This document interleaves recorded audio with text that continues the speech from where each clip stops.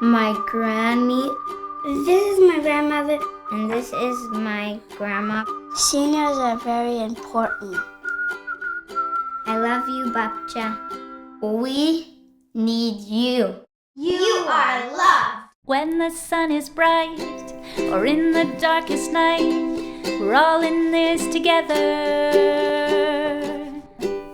I've got many friends and you are one of them. We're all in this together. It will be okay. Ça va bien aller. I've got many songs to sing, won't you? Sing them too, sing them too.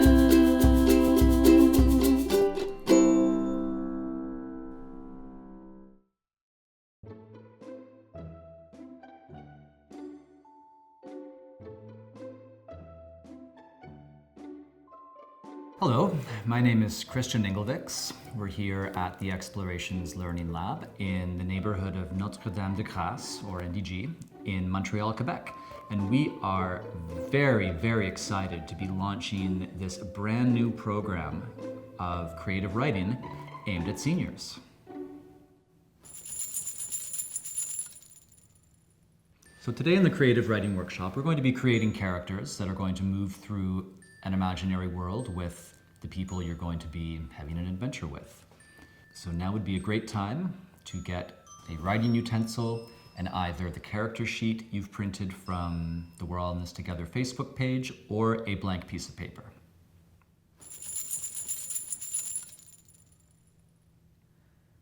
We're going to approach creative writing through role-playing. And role-playing is essentially adventuring and using your imagination. There can be as many rules as you want or as few rules as you want. But the overarching thing to keep in mind is have fun. If you're not having fun, tweak whatever you're doing so that it becomes fun. Now, in the role-playing games, there are essentially two roles. There's the game master and there are the players. And during this program, you folks are going to be developing and playing as characters, and I'll be serving as the game master. Now, the game master is the person who keeps the story moving. They have the plot of the adventure, they have the different places that you'll travel, they will have any other characters that you might meet along the way, and it's the player's job to move through that world and explore. And the way to help you make those decisions is with the character sheet that we're going to be creating during this workshop. So the first step to building a character is you have to know the world that your character lives in. Do they live in a world on Earth, or do they live in a world that is different than Earth? For the purposes of the character we're building today, we're going to use the world of Earth. So just all the same rules that we use from day to day as we live. Once you've established the world that your character lives in, you need to start thinking of what kind of character is this going to be. Is it going to be a character that's very similar to yourself? Or is it going to be a character that is different than yourself? Maybe even the complete opposite. Be open to whatever inspiration comes your way and go with your gut. And keep the complexity manageable. Again, the end goal or the overarching goal is fun. So if you are creating a character that is really complex, lots of rules, lots of nuance, and you find it difficult to keep track of it all, simplify. Simplify, simplify. Go with what's comfortable and go with what's fun. So as we develop this character, we're going to use a character sheet, similar to this. Now there will be one available on the We're All in This Together Facebook page to download and print, or get out your pencil and paper and draw up one similar to this at home. And that's what we'll be using to follow along to build our character. So we have all the references we need when you need to make a decision in character. So that's ultimately what this is for, is to help you make decisions and move through the world as your character. So during the workshop, please feel free to create your character along with us. You can go along with us in real time. You can watch the video once, get a sense of what's happening, go back and watch it again. You can pause the video whenever you need to make sure that you get all the information on your page that you need. There is absolutely no time limit on this. And typically the first session of some kind of role-playing adventure would be the character building. And that could take, with three players plus a game master, could take 2 hours, where everyone gets to share ideas and communicate about what kind of character they're going to be and how they might interact with the other ones. So don't feel rushed. Take your time. And if you don't like something that you've written down, you can always change it. Nothing about this is set in stone.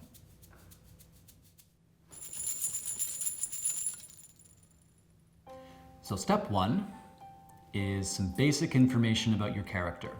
Their name, their age, and their height. Now if you want, you can press stop right now and take all the time you need and press play when you're ready to go. So we have the name, age, and height. Now my character's name, whenever I play, is Steve, and it's intentionally spelt wrong, S-T-E-E-V. His age is going to be 18. And his height will make him pretty tall. He's going to be 190 centimeters, just under 2 meters. And we're about to move on to section 2.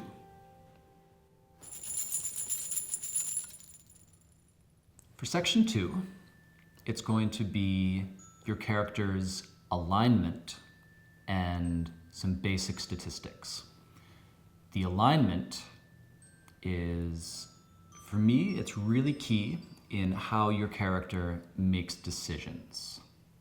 The alignment is based on 2 factors, morality and their attitude towards society and laws. And on the accompanying reference sheet, there are 9 different possibilities. They are lawful good, neutral good, chaotic good, lawful neutral, neutral, chaotic neutral, lawful evil, neutral evil, and chaotic evil. I won't go through all of them right now, but the reference sheet will be available. And I like to pick chaotic good. That's what I usually gravitate towards. Chaotic good, they act as their conscience directs with little regard for what others expect. So my character Steve, who's 18 years old, who is very tall, he wants to do good. But he's going to be doing good according to what he believes and not necessarily what anyone else believes. Then we go on to the statistics, which are intelligence, dexterity, and strength. So intelligence is how smart are they? Dexterity, how agile are they? And strength, how strong are they? When choosing these, we're going to be using numbers, and I find a good way to balance it is to make all 3 numbers add up to 20. So a well-rounded character would use the number 776, distributed however you wanted. I like to give my characters a pretty hard lean towards something. And my character Steve is not smart, so I'm giving him an intelligence of 4. His dexterity is going to be 7, which makes his strength at 9. So 9 plus 7 plus 4 adds up to 20. Now, as we can see by this, Steve is very strong. He's pretty dexterous and agile, but he is not smart. I like to play a character like that because it lets them do things that are not smart that end up being funny. Because again, the overarching goal, have fun. So if you want to stop now, take your time to fill out this section, join us again at step 3.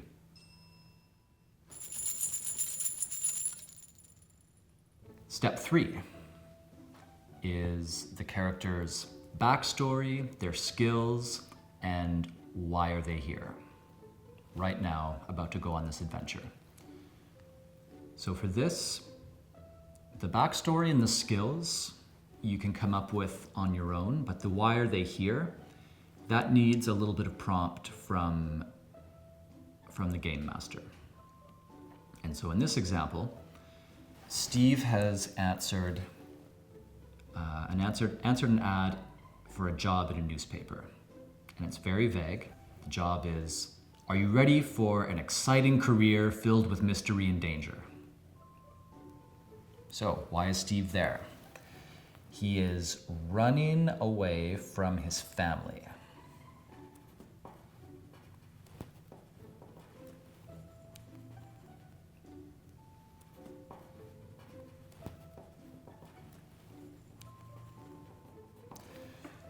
And this leads us right to the backstory.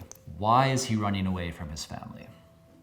And Steve comes from a wealthy family, but he doesn't agree with their ideals and their lifestyle.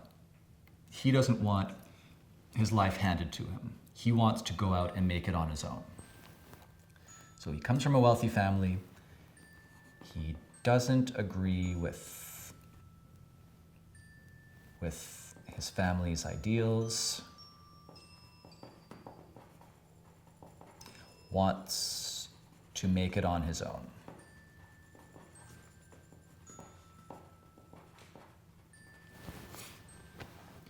Now, to me, that's enough to work with for a backstory, but you can add as much detail as you want. And the more detail that they have in the backstory, the more richer and more deep character. And skills. Skills are whatever would make them an asset to an adventure. So Steve's skills are that he is a problem solver. He believes in do-it-yourself or DIY, and he is a good people person.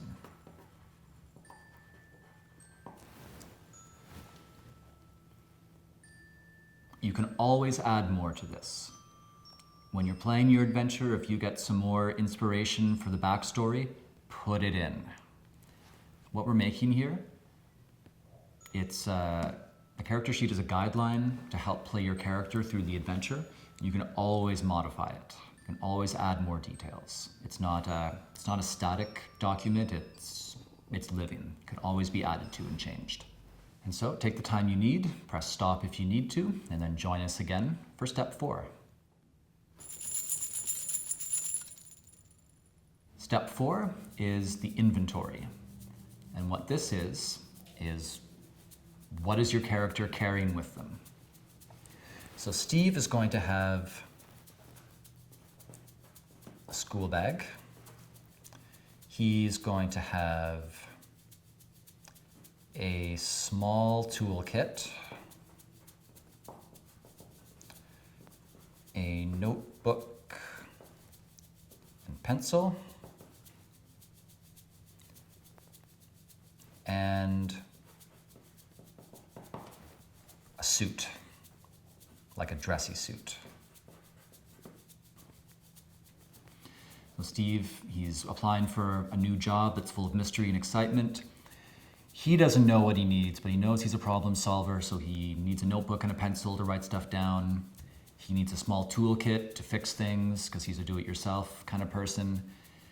And he thinks, well, maybe there's going to be some element of disguise, or maybe there's like a James Bond aspect, so I'm going to bring a suit. And that's it. And this plays into his intelligence of 4. He's not very smart, so he's grabbing what he thinks he might need, but is it really useful? Maybe, maybe not.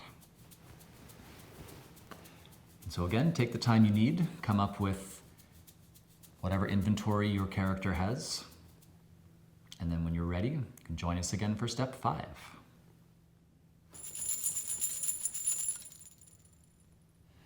And step 5 is a space for drawing your character or avatar.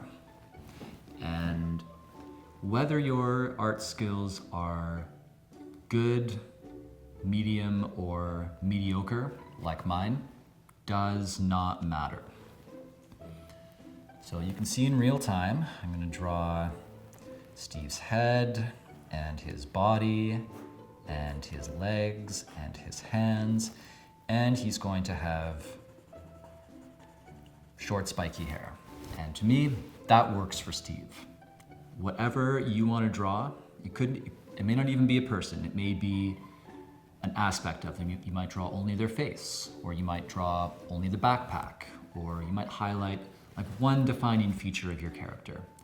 You might even leave it blank if you don't want to draw it, if you want it all to live inside your imagination, that's okay too. It's been my experience, some people really get into the art aspect, some people get way into the imagination aspect, so it's always whatever you're comfortable with, whatever helps you have fun. And then, when you're finished with your step 5, we'll move on to how to navigate with your character, how to play your character in an adventure.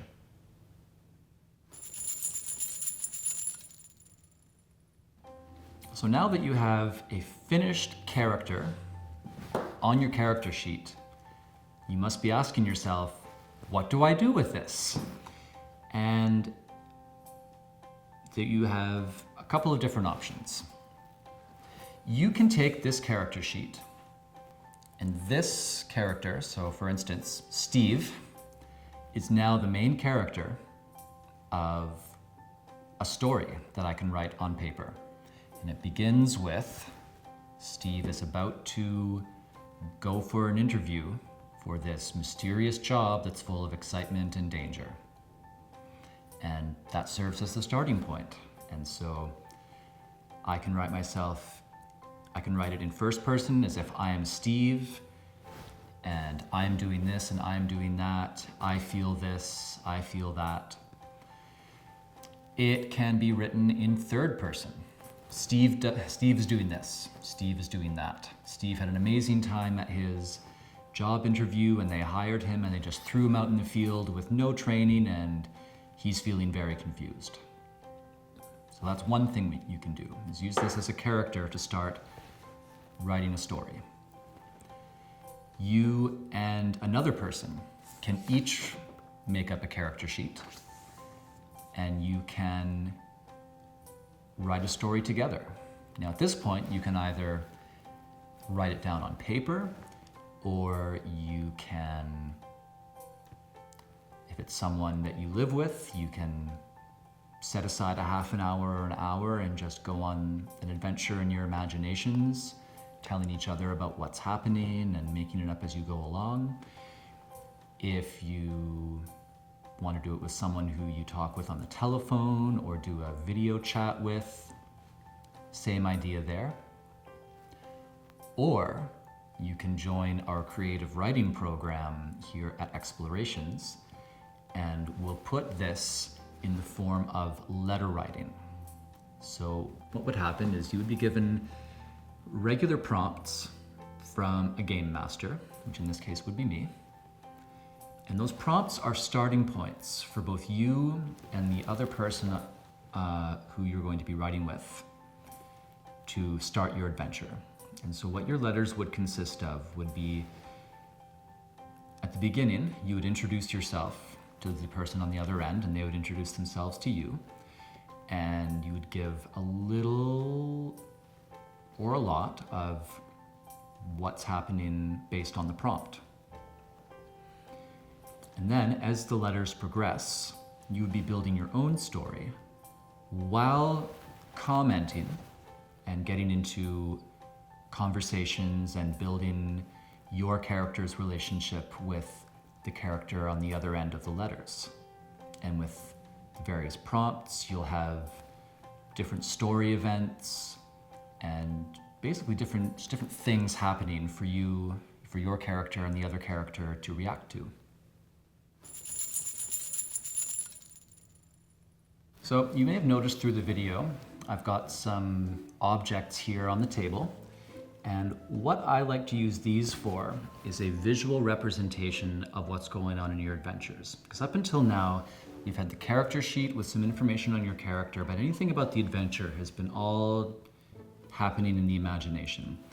Now some people, they do it all in the imagination. They have a character sheet and the game master has their materials, but everyone's doing it in the imagination. Some people need some kind of visual representation. And you can do these with whatever you find around your house. So what I brought today were 3 pieces of origami that are abstract enough that they can be used as whatever you need them to be in your game.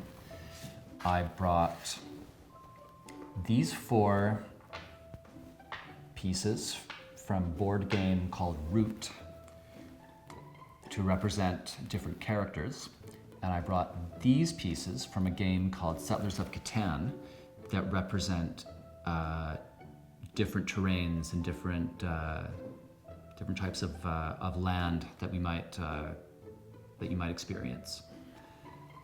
So one way of using them would be, these would be our 4 characters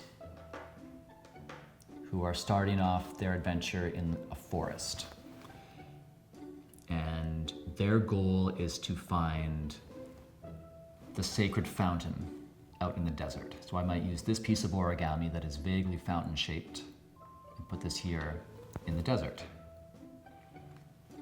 And the characters will have their adventure here in the forest, and then when they start traveling, maybe 2 of them decide to take the rocky route, but 2 others decide to travel into the field.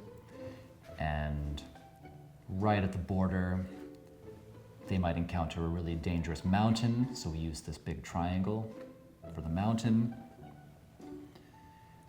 When these 2 characters, make it into the middle field, they might encounter someone with magical properties that give them a helpful gift imbued with magic along the way, so they would get this magic star to go along with them. And that's just one scenario. These origami pieces can represent any part of the story, and they really just serve as visual aids to help keep the storyline and the events and what's happening straight. So if you don't have extra board game pieces or origami handy, all you need is pencil or pen and some paper. You can draw out a map similar to this. We'll have our land in the middle, and then our other lands off to the side. Looks kind of like a flower. And then in a different color, I would put our fountain over here, and I'll label it because it's not very useful like that. And then maybe our mountain range.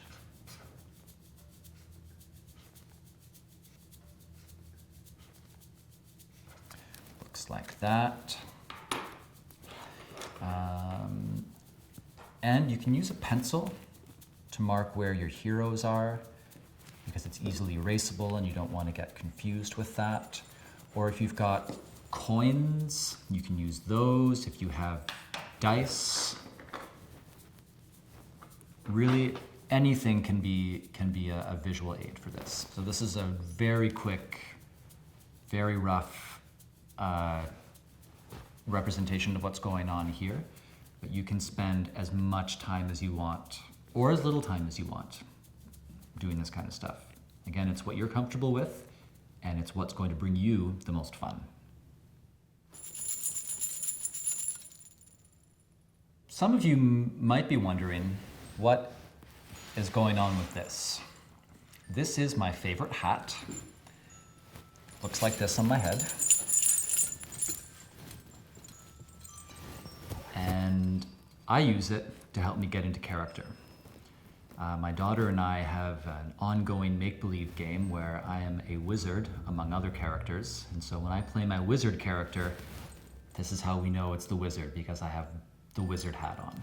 So anything that helps you get into character, if you've got some clothes around the house that you don't usually wear, but they would suit your character, put them on while you're writing. Get fully immersed. If your character has a different voice or a peculiar voice characteristic, you can talk to yourself in that voice. I have different voices when I play make-believe like that. And anything to help you get immersed in your character and really inhabit that character, I highly suggest doing it. It becomes a lot of fun.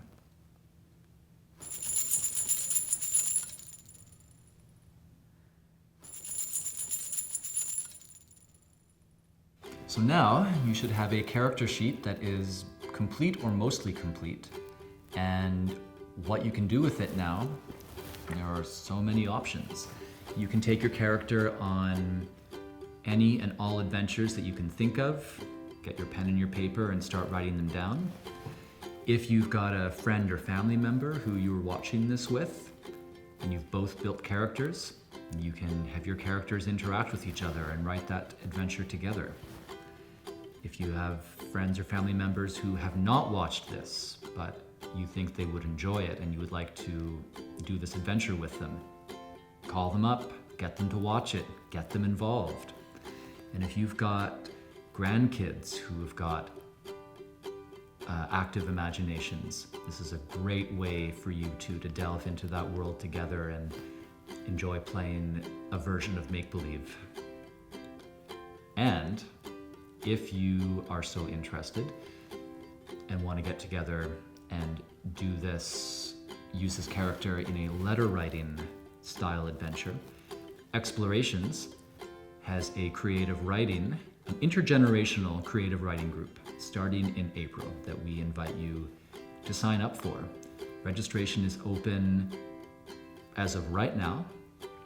The activity starts in the first week of April, and information on where to ask questions and where to sign up. The website is explorationslearning.com/foreverlearners. Email is info@explorationslearning.com, and the phone number is 438-375-7353.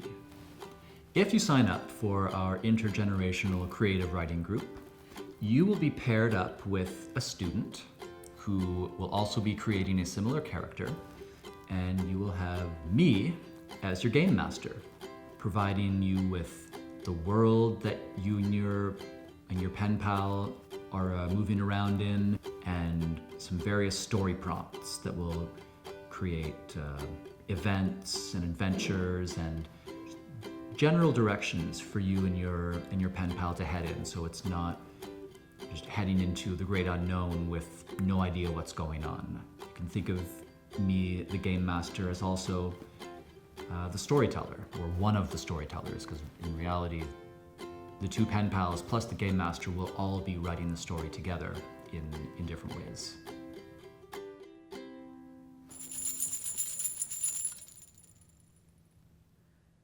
Thank you for joining me today. I had a lot of fun talking about building a character to go on an adventure with. I hope this brought a little bit of creative sunshine into your life today. And I hope that you take these characters and send them out into the adventuring world. And I also hope to see some, if not all of you, in the Intergenerational Writing group here at Explorations. I'd also like to remind you, don't miss Stretching Out Your Funny Bone with Laughter Yoga, Friday, March 12th, 6 p.m. here on We're All in This Together. When the sun is bright or in the darkest night, we're all in this together. I've got many friends, and you are one of them. We're all in this together.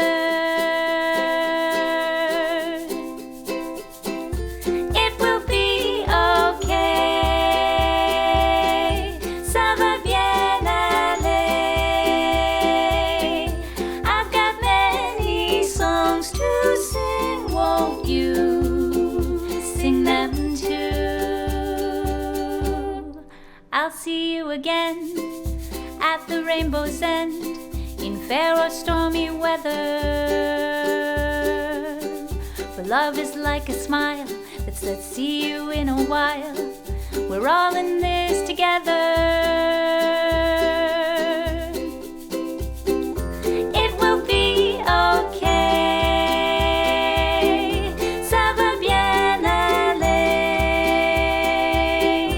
I've got many songs to sing. Won't you sing them too? Sing them too.